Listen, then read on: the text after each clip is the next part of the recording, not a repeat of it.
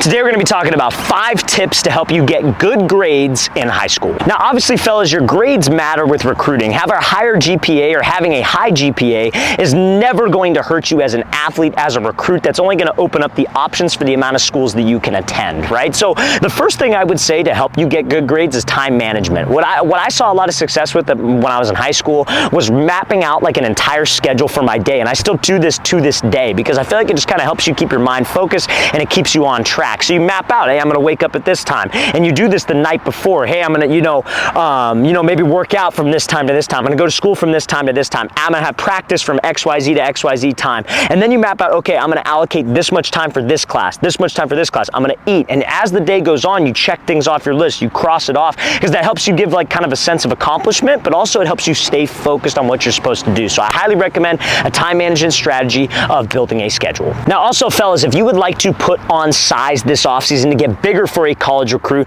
check out that very first link in the description below for our new protein powder company that I developed with my brother called AG Labs. We developed a line of supplements, not just protein. We also have creatine, pre-workout, a post-workout recovery supplement specifically for athletes to help with their development and help with their game. So if you use the promo code FIRST25, FIRST25 at checkout at that very first link in the description below, you get 25% off your protein order. This is our chocolate peanut butter brownie flavor, but we also have salted caramel frappuccino, cookies and cream, cinnamon snickerdoodle, the works. So guys, check out that very first link in the description below if you'd like to get your protein order. Now, second tip to help with good grades is when it comes to homework, you guys, try not to like bounce around classes. What I recommend is taking it class by class and don't stop until you actually finish the entire work for that specific class. Let's say you have like 3 classes. Let's say you got like history, science, math, for example, right? You should start your history assignment and finish it before you get into your math assignment and then before you get into the other classes that you're gonna do, just because I feel like that will help you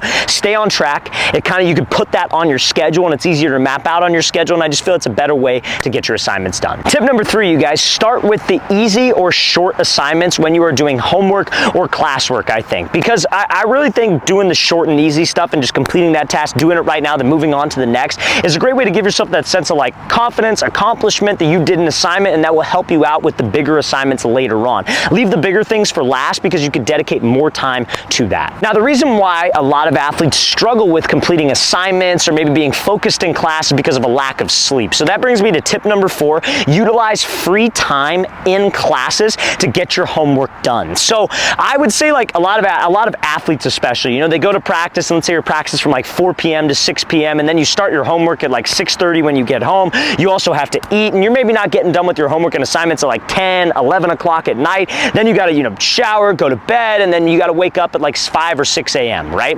Or maybe a little bit later than that. But anyways, that's not enough sleep. You're not getting enough quality sleep, obviously. So what I recommend, you guys, anytime you have downtime in a class, you should be trying to knock out assignments. So when you go get home from practice, it's like, okay, I can eat, I can relax, do a couple assignments, but get to bed at a reasonable hour so I can get my 8 hours of sleep and be ready to stay focused the next day at school. Tip number 5, you guys, make sure that you are writing things down on note cards. I'm a firm believer in note cards, you guys. I think, like especially in the days of technology, all these high schools have different iPads, laptops, everybody's got things on their phone, you got the digital note cards. I just feel like that's not the same, to be 100% honest. Maybe I'm old-fashioned in that sense, but I would say you get a thing of note cards, you can make it yourself, you cut some out if you don't want to go buy some, and put, whatever you were studying on one side, and then on the other side, whatever you're studying on that side. And I think you writing things out and then testing yourself by writing the answer out is a great way to remember it. There's something about writing things down that I feel any student, no matter what type of, learning, I guess you could say like visual learner or however you want to discuss that you are, I think writing it down will help you out tremendously.